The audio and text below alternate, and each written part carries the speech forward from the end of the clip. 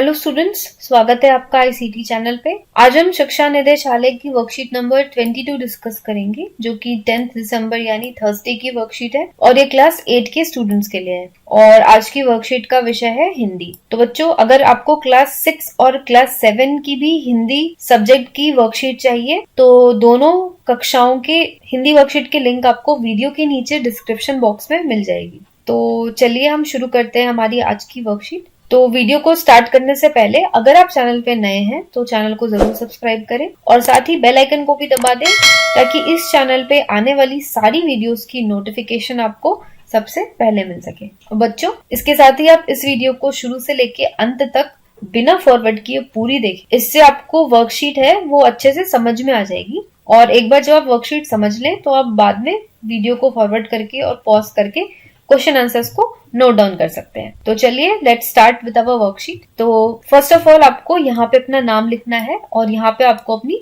Class teacher का नाम लिखना है। तो पिछली वर्कशीट्स में भी हमने पढ़ा है जहाँ पहिया है ये वाला चैप्टर, तो आज हम और आगे का पढ़ेंगे। साइकिल चलाने के बहुत निश्चित आर्थिक निहितार्थ थे, इससे आय में वृद्धि हुई है। यहाँ की कुछ महिलाएं अगल बगल के गांव में कृषि संबंधी अथवा अन्य उत्पादन बेच आती हैं। साइकिल की वजह से बसों के इंतजार में व्यय होने वाला उनका समय बच जाता है। खराब परिवहन व्यवस्था वाले स्थानों के लिए तो यह बहुत महत्वपूर्ण है। दूसरे, इससे इतना समय मिल जाता है कि ये अपने सामान बेचने पर ज्यादा ध्यान केंद्रित कर पाती हैं। तो यहाँ साइकिल चलाने के जो फायदे हैं वो हमें बता रहे हैं कि साइकिल चलाने से क्या हो रहा है। जो महिलाएं उनका समय बच रहा है क्योंकि उन्हें बस अड्डे पे इंतजार करना पड़ता था, समय भी बच रहा है और वो आसपास के गांव में अपना जो सामान है वो भी बेच पाती हैं और इसके साथ ही उनका ध्यान ज्यादा से ज्यादा जो है सामान बेचने पे जाता है क्योंकि उन्हें समय ज्यादा मिल रहा है। तीसरे, इससे ये और अधिक इलाकों में जा पाती है। अंतिम बात यह है कि अगर आप चाहें तो इसे आराम करने का काफी समय मिल जाता है। तो समय अगर मिल रहा है तो आप उस समय को काफी जगहों पर इस्तेमाल कर सकते हैं। ये जो औरतें हैं वो जो एक्स्ट्रा समय उन्हें मिलता है साइकिल चलाने के बाद जो बच जाता है समय, उससे वो आराम भी कर सकती हैं या फिर वो अपना सामान बेचने पे और ज्यादा ध्यान दे सकती हैं। जिन छोटे उत्पादकों को बसों का इंतजार करना पड़ता था, बस स्टॉप तक पहुंचने के लिए भी पिता, भाई, पति या बेटों पर निर्भर रहना पड़ता था, वे अपना सामान बेचने के लिए कुछ गिने चुने गांवों तक ही जा पाती थी। तो यहाँ पे हमें बता रहे हैं जो ऑथर हैं कि पहले क्या होता था साइकिल चलाने से पहले कि महिलाओं को अपने बेटे या पति या पिता पे निर्भर होना होता था क्योंकि जिनका घर बस स्टॉप से दूर है तो उनको उनके बेटे या उनके पिता वो छोड़ के आते थे बस स्टॉप तक, तो वहां उनका समय वेस्ट होता था और उसके साथ ही उनको वहां पे भी वेट करना पड़ता था, बस स्टॉप पे भी इंतजार करना पड़ता था कि जब बस आएगी तब वो जाएंगे। तो क्या होता था उनका बहुत सारा समय नष्ट होता था और वो कुछ ही गांव में जा पाती थी बेचने के लिए, कुछ को पैदल चलना पड़ता था। जिनके पास साइकिल नहीं है वे अब भी पैदल ही जाती है।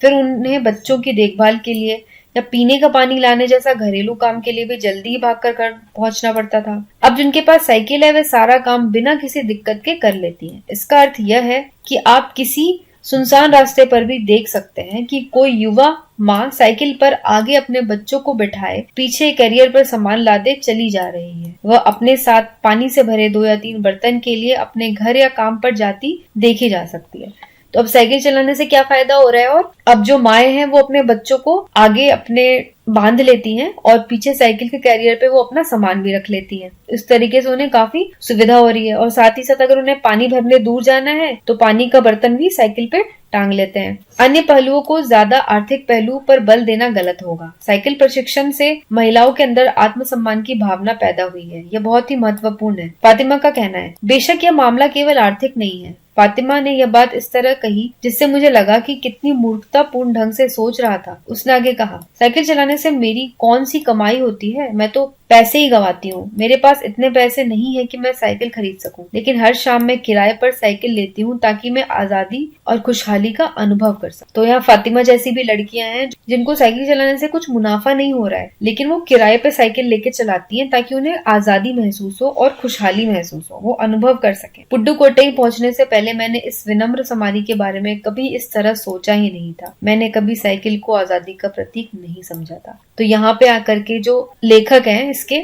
उन्हें यह एहसास हुआ कि साइकिल को हम ऐसे नजरिए से भी देख सकते थे और साइकिल कभी आजादी का प्रतीक भी बन सकता था, यह उन्होंने कभी भी नहीं सोचा था। एक महिला ने बताया, लोगों के लिए यह समझना बड़ा कठिन है कि ग्रामीण महिलाओं के लिए यह कितनी बड़ी चीज है। उनके लिए तो यह हवाई जहाज उड़ाने जैसी बड़ी उपलब्धि है। लोग इस पर हंस सकते हैं, लेकिन केवल यहाँ की औरतें ही समझ सकती हैं कि उनके लिए यह कितना महत्वपूर्ण है। जो पुरुष इसका विरोध करते हैं वे जाएं और टहलें, क्योंकि जब साइकिल चलाने की बात आती है वे महिलाओं की बराबरी कर ही नहीं सकते। तो यहाँ पे क्या बताया लेखक ने कि एक महिला ने यह बताया कि साइकिल चलाना उन लोगों के लिए कितना महत्वपूर्ण है, ये समझाना बहुत मुश्किल है, क्योंकि जो गांव की जो महिलाएं हैं उनके लिए एक बहुत बड़ी चीज है। यह एक तो उन्हें आजाद बनाता है और उन्हें अपने ही पैरों पर खड़ा होने की शक्ति देती है साइकिल चलाना जो है, क्योंकि अब उन्हें किसी पर निर्भर नहीं होना पड़ता है। वे आजाद हैं और वो अपना काम अपने तरीके से कर सकती हैं। तो यह उनके लिए इतनी बड़ी बात है कि जैसे हवाई जहाज चलाना हो। आम लोगों को लगता हुआ कि साइकिल चलाना कौन सी बड़ी बात है या ये कौन सी इतनी महत्वपूर्ण बात है, बट उन गाँव की महिलाओं के लिए बहुत बड़ी बात है। तो पुरुष जो है वो यहाँ पे वो महिला ये भी कहती है कि पुरुष चाहे जितना भी कह लें, कितना भी विरोध कर लें इस बात का, लेकिन जब साइकिल चलाने की बात आती है तो पुरुष भी महिलाओं की बराबरी बिल्कुल नहीं कर सकते। तो इसके साथ ही हमें यहाँ पे कुछ शब्दार्थ भी दिए हुए हैं। व्यय का अर्थ होता है खर्च, निर्भर का अर्थ होता है आश्रित होना यानी किसी पे डिपेंडेंट रहना, दिक्कत का मतलब परेशानी, पहलू का मतलब पक्ष यानी अपना पक्ष रखना, अपना पहलू रखना, आर्थिक धन से संबंधित, प्रतीक यानी चिन्ह। अब हम प्रश्न उत्तर देखेंगे। तो बच्चों हमारा फर्स्ट क्वेश्चन है, साइकिल चलाने से महिलाओं को कौन कौन से लाभ हुए। तो यहाँ पे हमारा जो हमें पाठ दिया हुआ है उसमें ही हमने बहुत सारे लाभ देखे थे, पाठ के शुरू में ही वही हमें लिखने हैं। तो क्या क्या लाभ हुए महिलाओं को? बसों के इंतजार में व्यय होने वाले समय की बचत होने लगी, पुरुषों पर निर्भरता कम हो गई, अपने कृषि संबंधी उत्पादों को अगल बगल के गांवों में बेचने से आसानी होने लगी, साइकिल चलाने से महिलाओं का आत्मविश्वास भी बढ़ा। तो ये सारे फायदे हुए महिलाओं को, ये सब लाभ हुए। अगला प्रश्न है, साइकिल को विनम्र सवारी क्यों कहा गया है? कल्पना कर लिखिए। तो विनम्र यानी कि सहज, तो विनम्र सवारी क्यों कहा गया है साइकिल को? तो साइकिल को चलाने से सहजता और सरलता का अनुभव होता है। इससे किसी प्रकार की भीषण दुर्घटना की संभावना भी कम होती है, इसलिए साइकिल सवारी को विनम्र सवारी कहा जाता है। अगला प्रश्न है, आपके विचार से लेखक ने इस पाठ का नाम जहाँ पहिया है क्यों रखा होगा? तो ये आपको बताना है सोच के कि जहाँ पहिया क्यों रखा होगा। तो यहाँ पे मैंने जो उत्तर लिखा है वो हम देख लेंगे पहले। इस पाठ में महिलाओं द्वारा साइकिल आंदोलन की बात की गई है, जिससे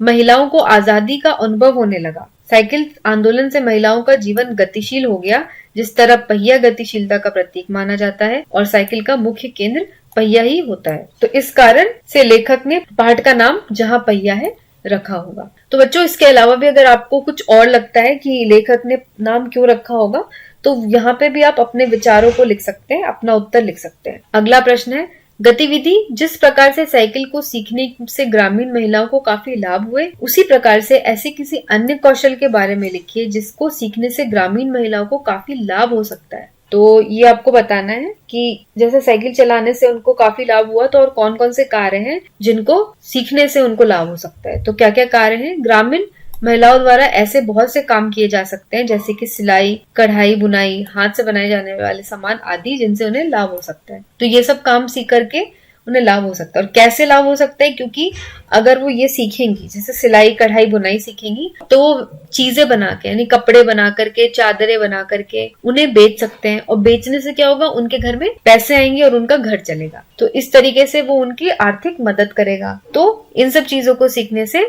ग्रामीण महिलाओं को काफी लाभ हो सकता है। तो बच्चों ये थी हमारी आज की वर्कशीट। आपको आज की ये वर्कशीट कैसी लगी ये आप मुझे कमेंट करके जरूर बताना। और अगर आपकी इस वर्कशीट में आपको कुछ डाउट होता है, आपको कुछ क्वेश्चंस हैं इस वर्कशीट के बारे में, तो वो भी आप मुझे कमेंट करके कमेंट सेक्शन में लिख करके पूछ सकते हैं। तो बच्चों अगर ये वीडियो पसंद आई हो तो लाइक बटन को भी जरूर दबाएं और चैनल को जरूर सब्सक्राइब कर लें, और साथ ही इस वीडियो को अपने सारे फ्रेंड्स के साथ जरूर शेयर करें। तो बच्चों आज के लिए बस इतना ही। मैं मिलूंगी आपको अगली वर्कशीट के साथ। तब तक के लिए take care of yourself, stay safe and have a nice day.